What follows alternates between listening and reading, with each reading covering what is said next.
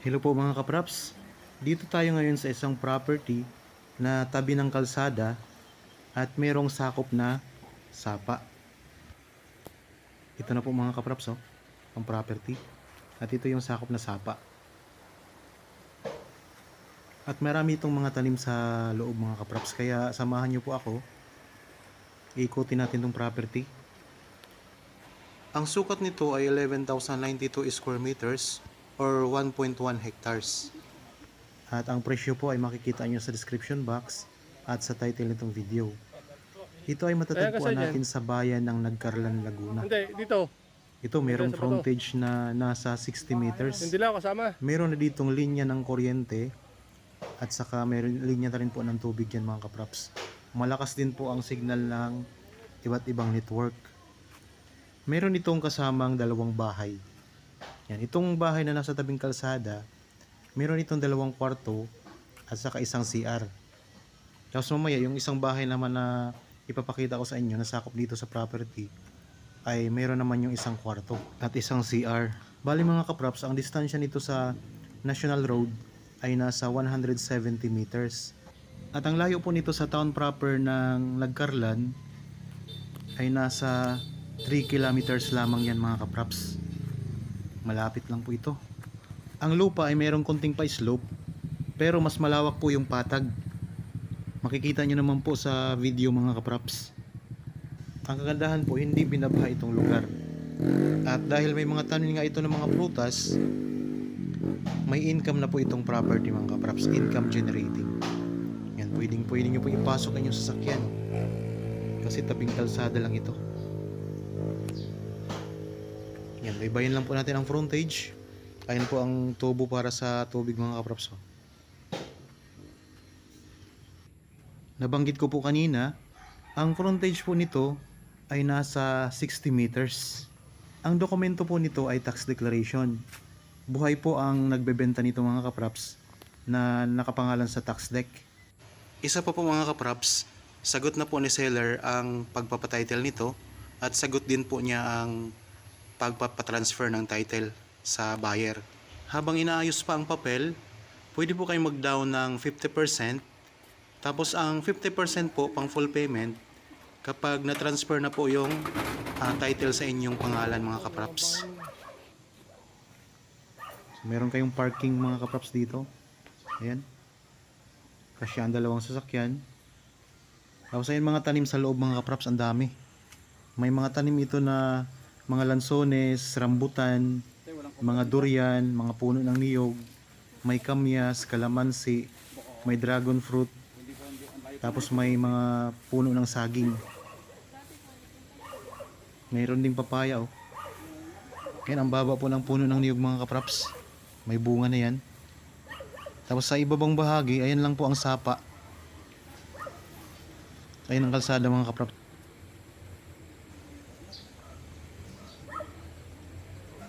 Kung sakaling interested po kayo sa property na ito, ayun mga kapraps, pwede nyo po kaming kontakin sa mga contact details na makikita nyo sa inyong mga screen.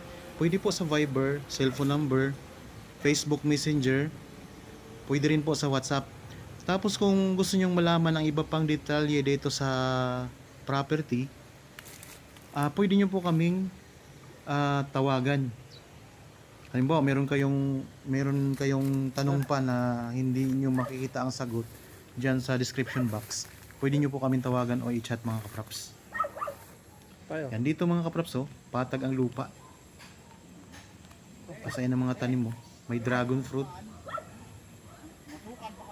Kunting tabas lang dito. Medyo may mga damo-damo na kasi. Ayun mga rambutan. Tapos yun pong bahay mga kapraps, yun sa itaas na bahagi na yan. Isang bahay. Tapos ito yung parking area ninyo. Yan. So pasok na pasok po ang inyong sasakyan dito sa loob mismo ng property. Tabing kalsada. Pwede nyo itong i-develop, pwedeng gawing resort. Pwede rin kayo magtayo dito ng rest house. Yan, mayroon na ring hagdan dito. I-develop nyo lang po mga kapraps kung sakaling mabili nyo ito. Mas pagandahin nyo pa po ito. Yun, mayroong sakop na dalawang bahay itong property na ino-offer ko sa inyo ngayon. Tara. Okay, tuloy-tuloy po tayo sa pag-ikot.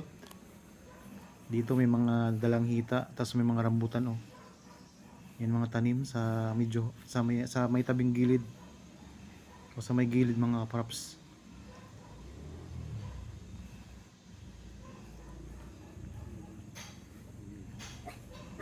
Yan, ito yung part na harap ng isang bahay pa.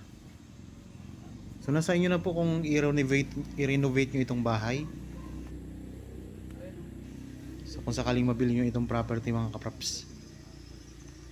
Sa mga viewers po pala ngayon na meron ding mga property na gustong ibenta at gusto pong mahanapan pa ng mga buyer, pwede po kaming tumulong sa inyo. Pag nandito kayo sa lalawigan ng Laguna, pupuntahan po namin yung property mga kaprops para makuhanan po ng video.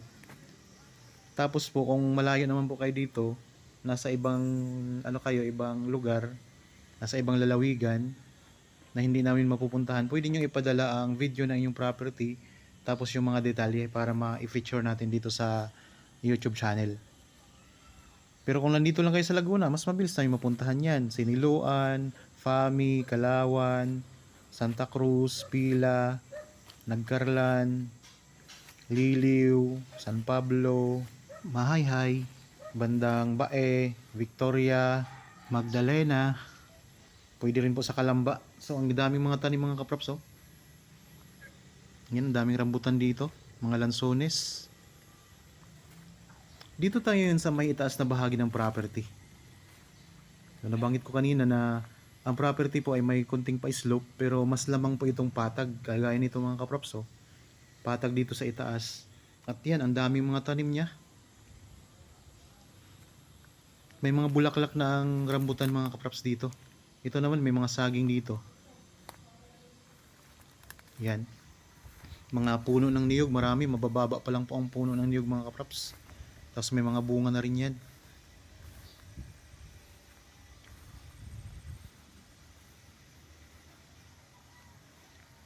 Yan, nasa may itaas tayo na bahagi ng property mga kaprops.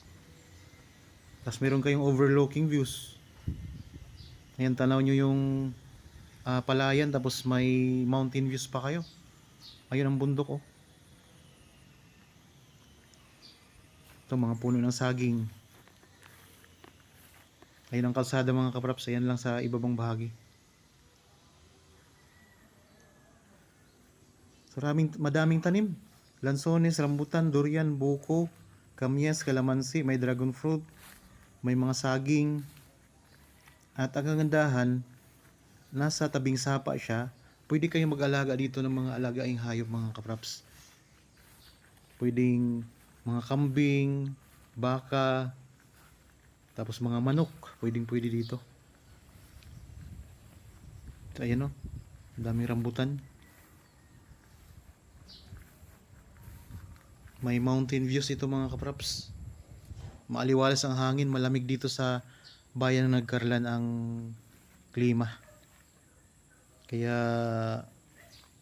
malamig sa feeling, tapos nakaka-relax dito. Yan, napakaraming tanim ditong part mga kaprops oh. So isang farm lot ito na may sakop na 2 bahay. Yung isang bahay may 2 kwarto yung nasa tabing kalsada. Tapos may tigi-isang CR bawat bahay mga kaprops. Yung isang bahay naman meron siyang 1 kwarto lamang. Tapos ang lapit lang po nito sa National Road, nasa 170 meters lang ang layo o ang lapit.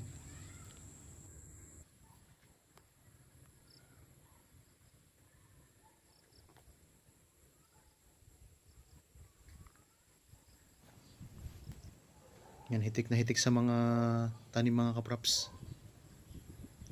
Magandang property ito.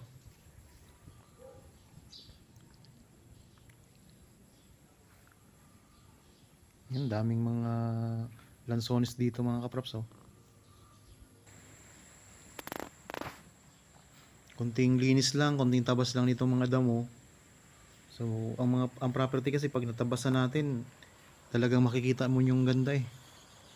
Sa unang tingin mo kapag masukal pa siya, medyo masukal ay medyo hindi hindi masyadong hindi masyadong kagandahan, pero pag na siya na tabasan siya, lalabas po yung ganda talaga ng property mga kaprops.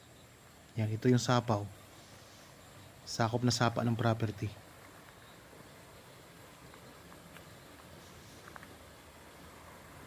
Running water yan mga kaprops. Kaya pwede kayo ditong pwede nyo itong i-develop as resort nga. Kasi maganda. Running water.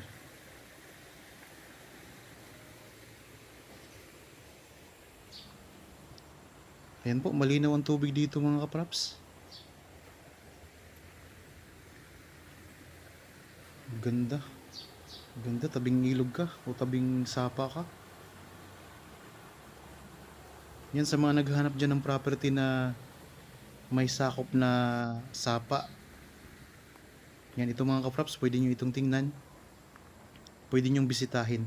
Kung sakaling na interested po kayo, pwede kayo magpa-schedule sa amin ng actual viewing para masamahan namin kayo sa pagpunta dito sa property at maipakita po namin.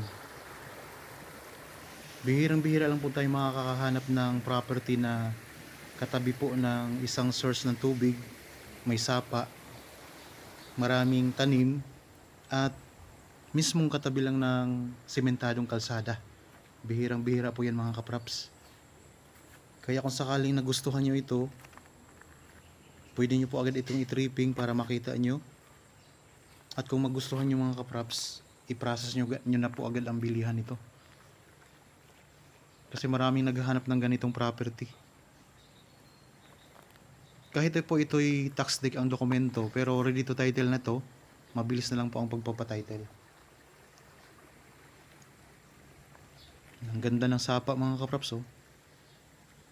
So, talagang hina-highlight ko po itong sapa sa inyo. Kasi ito yung kadalasang hinahanap ng mga viewers natin. Sapa. Na pwedeng i-develop. May mga tanim din na kawayan sa gilid. Tapos ang kagandahan po dito sa sapa mga kaprops, hindi siya bangin bago tayo makarating dito. At dito sa may itaas na bahagi ng property, ayan mga makikita nyo naman, maraming mga prutas. Yan, bihirang-bihira itong ganitong property mga kaprops, ganito kaganda. At napakalapit lang po sa mismong town proper. Kaya ano pang hinihintay ninyo? Kontakin nyo na po kami mga kaprops. Gandang property nito. Dito malinis na part oh. Nilinis na siya. Yan, dito yung medyo pa slope oh. Tapos dito patag na mga kaprops yan. Slope dito.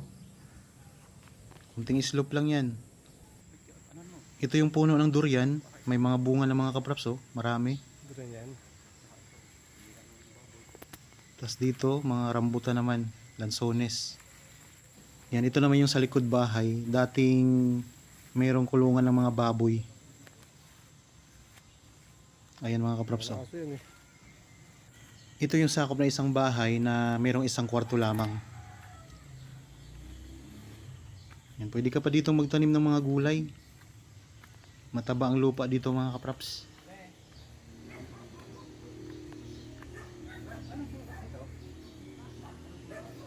Yan, dito sa harap ng isang bahay, may mga carabao grass na rin na tanim.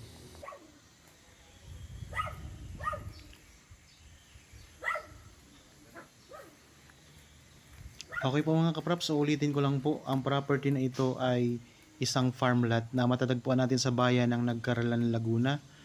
Tax deed po ang dokumento, buhay po ang nagbebenta na nakapangalan sa tax deed, tabing kalsada, may frontage po na nasa 60 meters, mayroon ng linya ng kuryente at tubig, may malakas po na signal ng iba't ibang network. Ang fruit bearing trees po nito ay mga lansones, rambutan, durian, buko, kamyas, kalamansi, dragon fruit, mga saging at iba pa. Mayroong sapa sa loob ng property, may sakop na 2 bahay.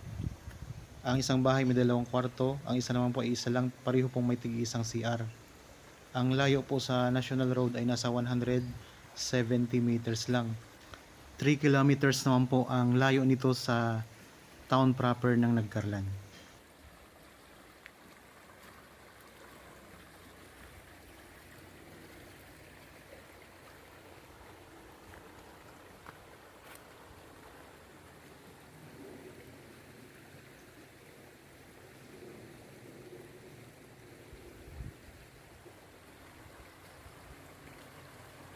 Okay po, sana nagustuhan niyo yung property na in-offer ko sa inyo ngayon.